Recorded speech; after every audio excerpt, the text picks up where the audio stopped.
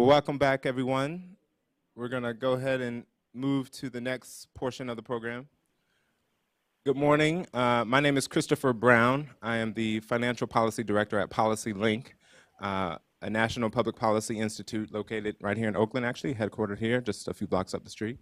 But we're national and have several offices around the country and focus on a range of economic and social policy issues from the lens of equity and what different public policies can mean for low-income communities of color in particular, as well as a wide range of folks who are on the margins of our society and of our economy. And one of the things that we have been delving deeper into over the past several years has been this question around tax policy. We knew it was big, we knew it was important, but we were unsure how to really tap into the movement around tax policy, tax issues, and what it could really mean for local communities, for individuals, households who are really struggling in our economy today. And so we partnered with several groups, including the Center on Budget and Policy Priorities, who I'll introduce Nick in a minute, to really come together and think deeper around some of these issues as it relates to not just looking at revenue streams, funding for programs, but also looking at expenditures and deductions, credits, these other types of programs that are really impactful towards low-income communities of color in particular. For example, the Earned Income Tax Credit or the Children's Tax Credit Program.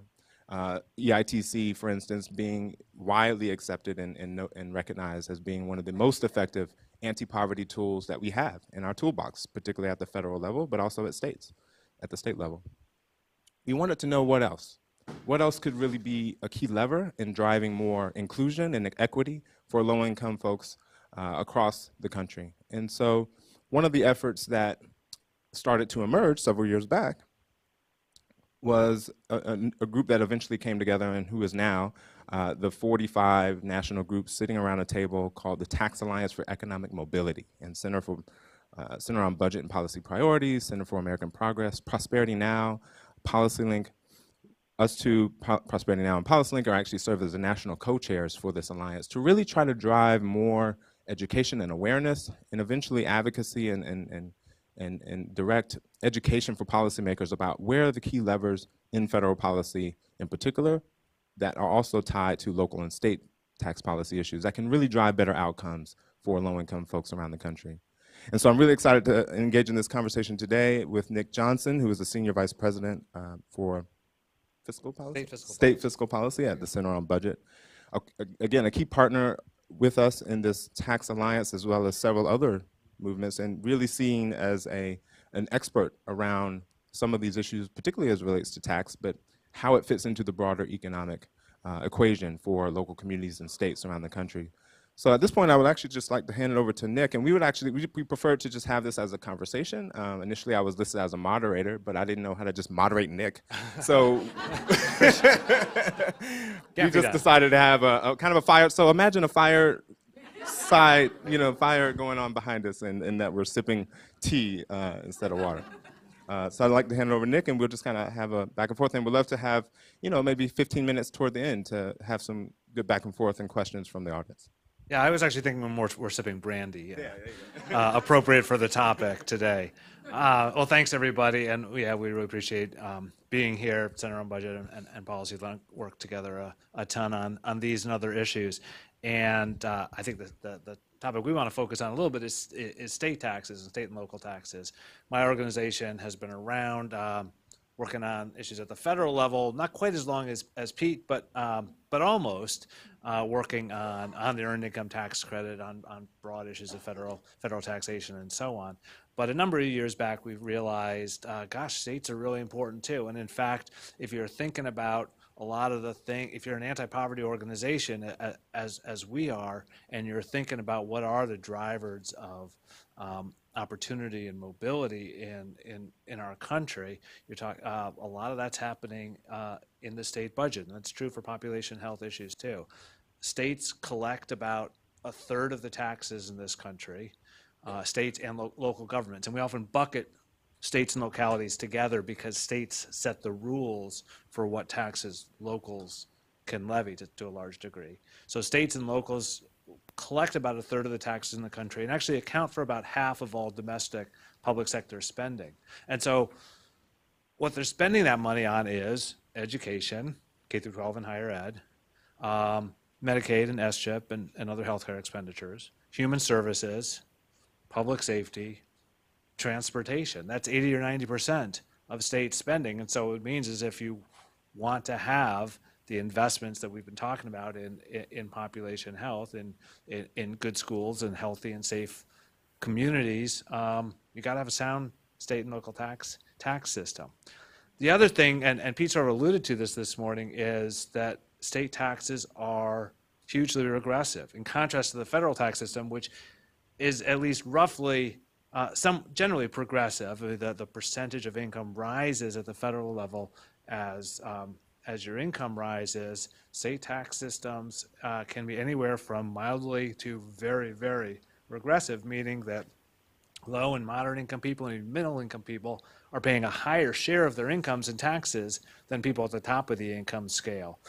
On average, that means that sort of a low income person in this country is going to pay, someone in the bottom 20th, someone in the bottom quintile, the lowest, poorest 20% of the population is going to be paying maybe 11% of their income in state and local taxes. If you're in the top 1%, and maybe it's more like 5% of your income in taxes. That's on average. In the states with the most regressive tax codes, particularly the states that don't have income taxes and don't have progressive income taxes, it might be the differential might be as much as sevenfold between the rate paid by the people at the top of the income scale and the rate paid by people at the bottom of the income scale. So that's a second reason to pay a lot of attention to state taxes from a low income perspective. And then the other issue, which we should talk about, is the issues of engagement, because Pete was saying that there's not enough transparency and transparency is sort of a double-edged at the federal level. I would say at the state level, it is often 3 men in a budget, and it's usually men, right? It's who's writing the tax code is very much it's a hard table to get around. We talk in jargon. Tax policy is just essentially a way to disempower people, including a lot of the people who are most affected by these decisions. So the reason we dig into state and local tax policy is largely that we're trying to pull back the curtain. We're trying to open it up so that ordinary folks and people that represent them can get a seat at the table, can be part of the conversation about taxes. It's very important, and I think some of our work together around these issues as a mechanism to bring people to that table is some of the facts and figures that are thrown out there. So I won't bore people with a lot of data, but I think some of this is really key to understanding how big this really is, how much money we're actually talking about that could be going into households in particular.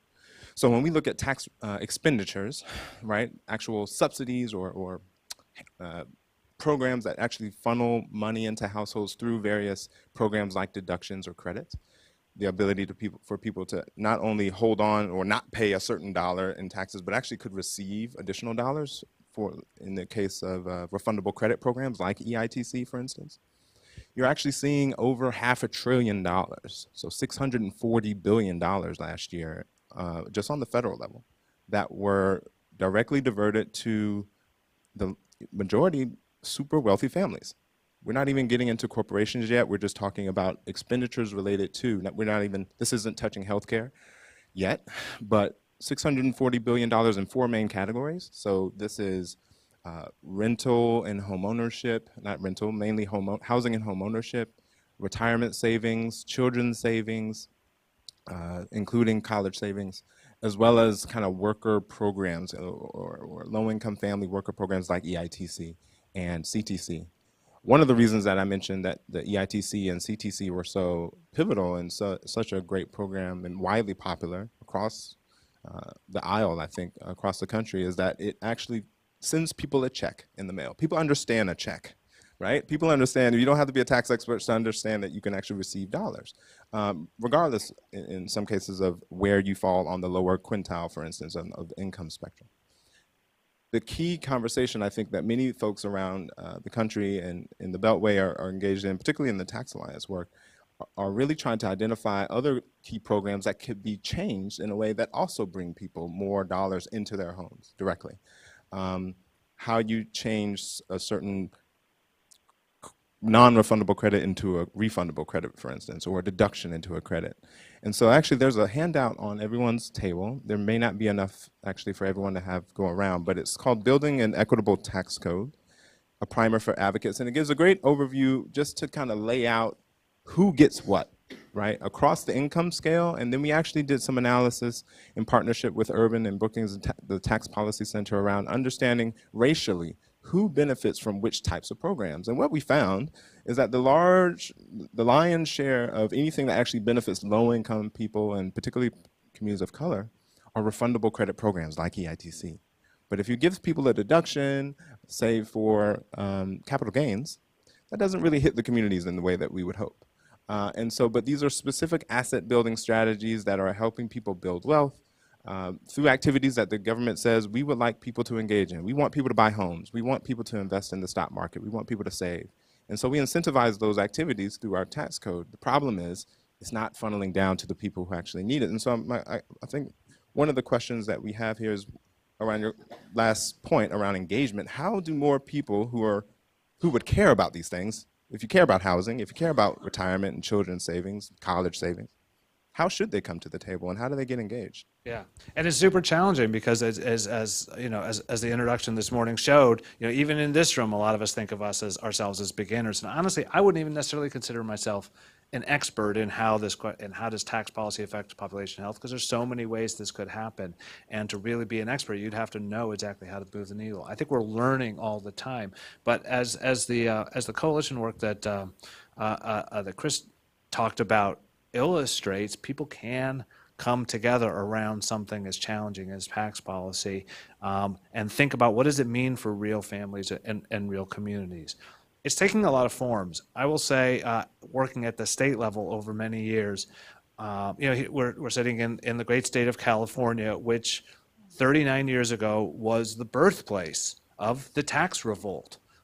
Howard Jarvis, 1978, Proposition 13 passed with overwhelming support, actually across demographic groups, across income groups, but particularly among white suburbanites who saw a changing state, and as Manuel Pastor, the sociologist, describes it, sort of pulled up the drawbridge on the folks who were coming after them. This state that had invested in families and communities, in higher education and great public schools and fantastic infrastructure, sort of backed away from that. And that was the beginning of the tax revolt in this country that spread all over the country, all over the nation. States enacted these sort of property tax caps, slashed income taxes, and we've seen state after state experimenting with we're going to step away from investments in the public sector. We're going to step away from investments in education and healthcare and transportation. And the result has been really bad in a lot of places. Our infrastructure is crumbling. Schools are not where they should be. We've actually had states over the last 10 years cut funding for public schools. This is historic. It used to be called that K through 12 spending was the third rail of state budgeting. No one would cut public school funding, but half the states did in the wake of the last recession because the cuts are so deep. The good news is I think this is potentially starting to change, and we're actually seeing it right here in California, right? In the last few years, the state of California, which had gone so far in one direction of sort of undermining its public sector, is starting to turn that around. You've actually gone to the ballot box and passed sales tax increases, income tax increases, and targeted those revenues towards families and communities. Minnesota, a number of years ago, passed a billion-dollar tax increase, raised income taxes at the top, closed corporate tax loopholes, and targeted the money in community health clinics and early childhood and undoing some of the cuts in K through 12 schools. So I think it's doable. It's happening out there because people are seeing with their own eyes what happens when you erode your tax system too much. Part of what I hear you describing, Nick, is a constituency that was mobilized in the instance you mentioned, an example in California around schools. So for people who are engaged in education and school reform issues, they all of a sudden found themselves in a tax conversation. Is that part of what I'm hearing? Exactly. The connection? Exactly. And, you know, I mean, those of us that work on tax and budget policy, we think all roads lead to tax and budget policy, and it actually is true. See what I did there? So yeah, that's right. And no, but I mean, that's exactly right. You get your folks concerned about education, folks concerned about transportation. We're actually seeing states, even deep red states, a number of deep red states, starting to think about, yeah, we can raise transportation taxes because we see what's happening to our roads. We see what's happening to our bridges. But it is a little bit of a bank shot, right? I mean, it's not a totally direct line from schools. You have to explain why is the quality of your schools directly related to the quality of your state tax system. You know, we do quite a bit of visiting members on Capitol Hill and engaging policymakers around these issues. And one key thing that I take away from a lot of these conversations is we understand, we hear you, we understand the connections across all these various issues. However, when it comes to, for instance, in this moment that we're having right now, where we're very close to passing a set of tax cuts, when they look at their constituencies, they're not able to point to folks who are actually calling their offices, engaging directly around tax issues. They're calling about healthcare, they're calling about immigration, they're engaging around education, other big issues which all have ties to tax. What do you think it is? Well, one of the big differences at the federal level from the state level is the federal government doesn't have to balance its budget every year. There's no balanced budget requirement at the federal level. So here we are passing a tax cut, which the estimates from both the official public organizations and a range of private analysts say will add over $1 trillion to the national debt over the next 10 years. They are not required, Congress is not required to specify how that will be, what the impact will be, how will that be paid for. We know, and we know this partly because they're saying it, that as soon as this tax bill becomes law, if it becomes law, the next step is to undertake a set of cuts to a lot of the programs that do motivate people. But again, it's a little bit of a bank shot. State policy, it's a little more direct because each year 49 of the 50 states have explicit balanced budget requirements. So if you cut taxes, you pretty immediately have to cut spending. So I think that helps motivate people to make the call. I actually think that the tax revolt, because we're up against myths, right? We're up against, I think, sort of a three-part myth about taxes. The first part is the myth that cutting taxes is good for the economy. And I say it's a myth because the smart economists who have really studied it carefully and looked at, and done all the regression analyses tell me it's a myth. I also say it's a myth because if you look at individual states, the states that cut taxes do not do better economically than the states that do not cut taxes or that raise them. If you look at the 5 states that have done the biggest state level tax cuts over the last 5 years or so, 4 of the 5 have had below average economic growth. If you look at Minnesota, which raised taxes, right next door to Wisconsin, which cut them, Minnesota's economy has done better. You look at California over the last few years, its economy is actually doing quite well in the face of not just tax increases, but a range of other policies aimed at strengthening families and communities. So it's an economic myth. It's also a political myth. There's this idea that, well, even if tax cuts aren't going to save our economy, at least as an elected official, I get to talk about tax cuts as if they save our economy. But I think that one's wearing a little thin too. And we are seeing in a lot of states, and we're even seeing it, I think, in this current national debate, a lot of cynicism about this notion that if we cut all we have to do is cut taxes and economic growth will somehow magically materialize. And I think the third part of the myth is sort of that this really works in red states, with 2/3 of the states have Republican legislatures right now, 2/3 of the states have Republican governors, but we're even seeing in a lot of states run by, that are under conservative control right now, we are starting to see a number of members of the governing party scratch their heads and say, this is not necessarily why voters sent me to office. So I think there's possibly some changes in sort of public attitudes toward taxes. I don't know, what do you think? Yeah. Part of what I'm trying to connect the dots here is particularly around today's event is what does all of this have to do with population health? I think I mean, at PolicyLink, we connect all this to health in a way that I think it broadly, and I think many folks in the room probably do too, but maybe we should make it a little more clear. Or I would love to hear your perspective on how does this impact people's health when we talk about the connections to education or transportation, housing. Why does it matter? Right. I mean, I think we take it for granted, and I really want to salute the planners of this session for choosing to have a session on the connection between tax policy and population health. As you said this morning, this is kind of cutting edge, right? We are just starting to think, and I've been really impressed in this federal tax debate to see a number of people in the public health sphere speaking up about the connections, because it's not just, I mean, certainly Medicaid and S-CHIP are very large shares of state and local budget, and as Pete said this morning, Medicare also at the federal level is a big chunk of the budget. But absolutely, kids need, study after study, as well as common sense, shows that that kids who succeed in school are going to have better health outcomes over the long term. The earned income tax credit, which has come up this morning, has demonstrable effects on, say, the health of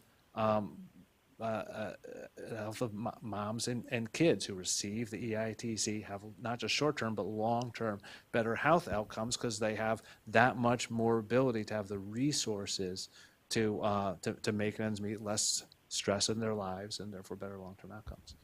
I think you hit on it earlier too when you mentioned the connection to how you pay for some of these tax cuts coming off the backs of certain programs. And one of the big programs that we know they've targeted and actually explicitly talked about in the budget process several months back is how you pay for much of this. Oh, we're going to take away from Medicare, take away from Medicaid, right, which obviously has huge ramifications for population level health. I would love to hear if there are questions at this point from the audience. I think we have several minutes left in this segment. I see one in the back here, and I see one here in the front. With where the mic's going. Thank you. I'm Linda Rudolph with the Public Health Institute. I'm curious, in California, one of the big tax policy drivers of underfunding of government has been Prop 13, and there's conversation now about trying to do a ballot initiative to do some very significant improvement in how Prop 13 works. And I'm just wondering what your view is of the interplay between federal tax policy and those kinds of state initiatives to fix problems in state budgets. Well, like, how will the proposal on the table affect our efforts to change Prop 13? It's a great question. And we don't know, of course. We don't know if the federal bill will pass. I guess I'm hopeful that were this bill to pass, states will see it as a real wake-up call that they no longer, to the extent they ever could, can rely on the federal government to be a force either for tax progressivity or for revenue to support key programs that are so needed in their communities. And that will create additional wind behind some of these movements, like the movement that you mentioned that's already underway to rethink Proposition 13, not get rid of it, but rethink some of its worst provisions, and engage in some real reform. One of my big parts of my job is I work with a network of state-level policy organizations called the State Priorities Partnership that exist in 43 state capitals around the country.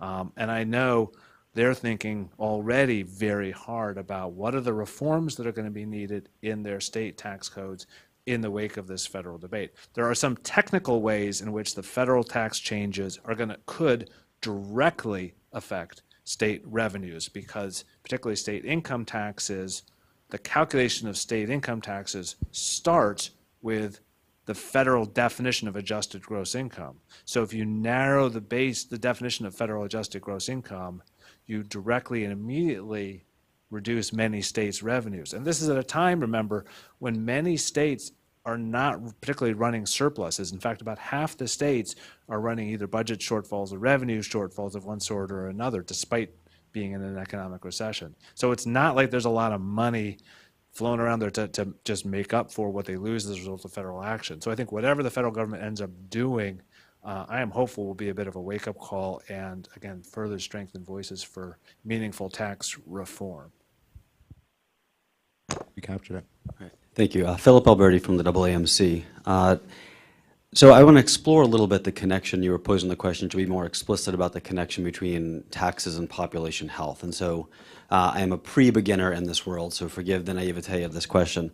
But there are hundreds of epidemiologic studies linking income inequality and health. I mean, that connection is incontrovertible. So are we overcomplicating the solution set when we think about new local or state or federal credits or deductions or incentives around specific programs, when really we should be focusing on income and wealth inequality?